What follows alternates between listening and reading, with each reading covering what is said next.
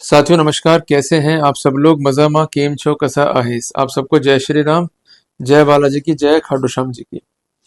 आज एक महत्वपूर्ण जजमेंट पढ़ेंगे हम, जो कि जुड़ा हुआ है एक्विटल से।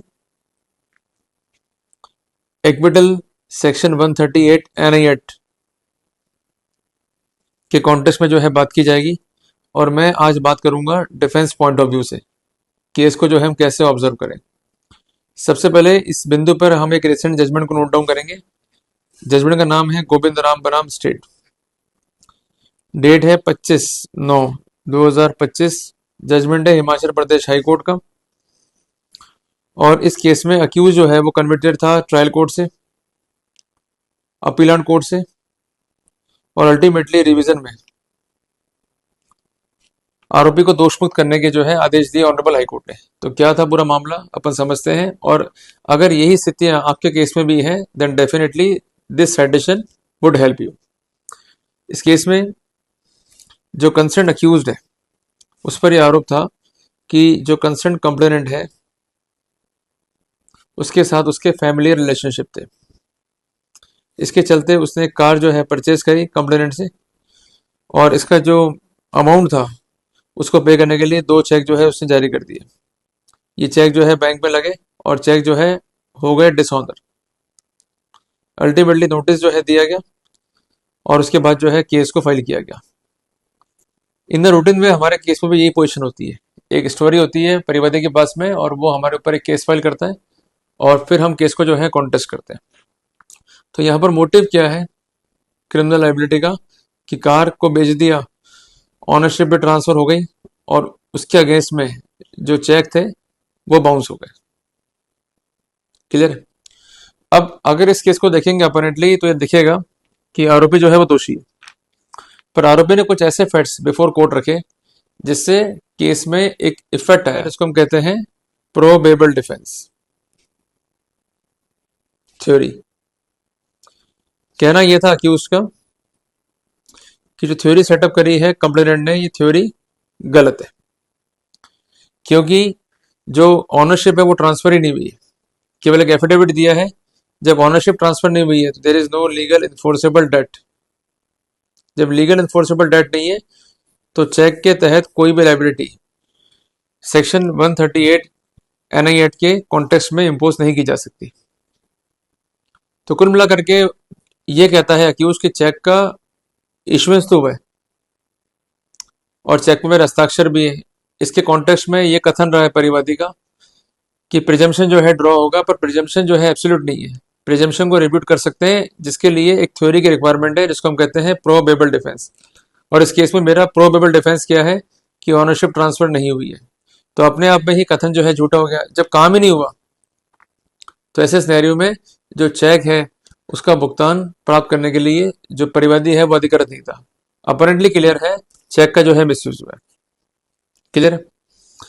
दूसरा अटैक यह था डिफेंस का कि जो नोटिस है वो सर्व कब हुआ, इस संबंध में actual date of service mention नहीं है, जिसको हम कहते हैं एक्नॉलेजमेंट। ये आप लिख लीजिए। जब तक प्रॉपर एक्नॉलेजमेंट नहीं है तो कॉज ऑफ एक्शन इनिशिएट कैसे होगा, क्योंकि धारा 138 sub clause B NI act को देखें तो स्पष्ट होगा कि नोटिस सर्विस के 15 डेज के भीतर भीतर भुगतान करना है। पर अगर सर्विस ही नहीं हुआ तो ऐसे सिनेरियो में लिमिटेशन जो है 15 डेज की वो इनिशिएट ही नहीं होती है। अगर लिमिटेशन इनिशिएट नहीं हुई तो प्रॉपर कॉज ऑफ एक्शन कहां से आएगा।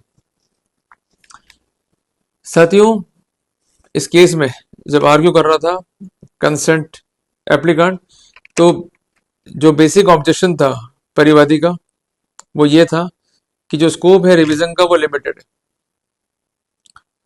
The court of revision can not sit as court of appeal. क्या करना है कोर्ट को, जो पेटेंट डिफेक्ट है उसको एग्जामिन करना है, और अगर लगता है पेटेंट डिफेक्ट है तो उनको रेक्टिफाई करना है as per the legal protocol. जिस कॉन्टेक्स्ट में 2 महत्वपूर्ण जजमेंट है उसको भी कोर्ट ने यहां पर लिखा है। पहला तो है मलकित सिंह का, जिसका पूरा नाम है मलकित सिंह बनाम स्टेट ऑफ छत्तीसगढ़। साइटेशन है 2022 volume 8 SCC page number 204। Judgment number 2 है स्टेट ऑफ गुजरात बनाम दिलीप, जिसका साइटेशन है 2023 वॉल्यूम 17 SCC पेज नंबर 688। साथियों, कोर्ट ने इस केस में जो स्थितियां देखी उसके परिप्रेक्ष्य में माना कि ये केस जो है मेंटेनेबल था ही नहीं। उनका कहना यह है कि जो भी नोटिस है वो कब सर्व हुआ, इसका प्रॉपर एक्नॉलेजमेंट रिकॉर्ड पे होना चाहिए। अगर हम ये मान भी लें कि एक्नॉलेजमेंट के लिए कोई डॉक्यूमेंट फाइल पे नहीं है, तो 30 दिन का टाइम जो है लेके चलना पड़ेगा। उदाहरण के लिए एक नोटिस दिया गया 19/9/2012 को। अब ये सर्व कब हुआ है इस बारे में कोई भी स्थितियां कंफर्म नहीं है, पर यह फैक्ट रिकॉर्ड पे है कि नोटिस जो है भेजा गया रजिस्टर्ड पोस्ट से। तो ऐसे सिनेरियो में 30 दिन बाद मींस दिनांक 19/10/2012 को कोर्ट जो है प्रिज्यूम करेगा कि नोटिस जो है सर्व हुआ है, और उससे 15 डेज जो है काउंट करने पड़ेंगे, और उसके बाद 30 दिन में जो है परिवाद पेश करना है regarding the cause of action that will occur as per section 142 of NI act. Clear? अगर इस टाइम को जो है मिस कर दिया और उससे पहले जो है परिवाद पेश कर दिया तो परिवाद जो है ये हो जाएगा प्री मैच्योर, और ये स्थितियां जो है इस केस में हुई। तो कोर्ट ने कहा कि ऐसी स्थिति जो है डायरेक्ट वायलेशन है ऑनरेबल सुप्रीम कोर्ट की गाइडलाइंस का, जिसका नाम है सुबोध बनाम जयप्रकाश, साइटेशन है 2008 वॉल्यूम 13 SCC पेज नंबर 689।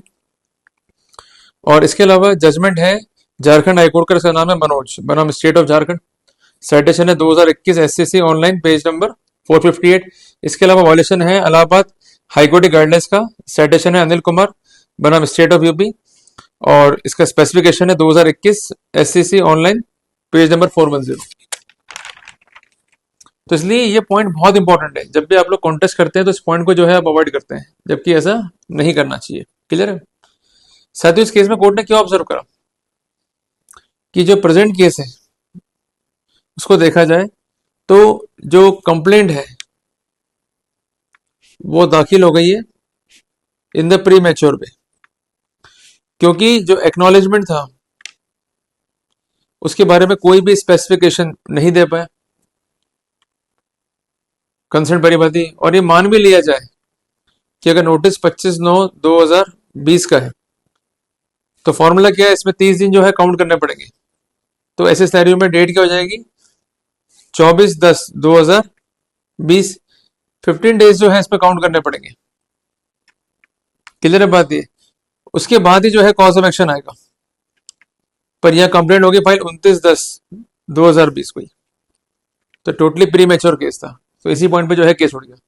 बहुत तकनीकी बात है, इसलिए जब भी केस को लड़ो तो ये बातें जो है जरूर ध्यान रखो। और एक महत्वपूर्ण जजमेंट है सुप्रीम कोर्ट का कि अगर प्री मैच्योर कंप्लेंट जो है पेश हो गई है तो कॉज ऑफ एक्शन आएगा नहीं, और ये डिफेक्ट क्योर नहीं किया जा सकता।